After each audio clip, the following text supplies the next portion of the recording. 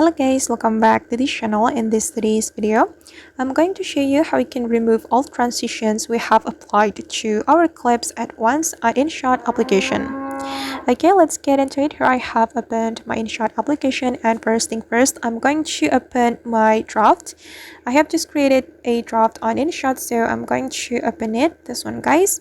And here, as you can see, I have applied some transitions to my clips, and I'm going to remove them all at once.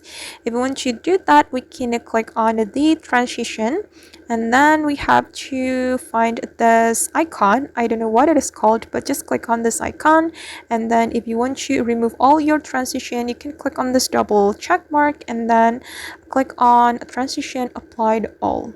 Okay, and now as you can see that all my transition have been removed from the clips, and this is the result.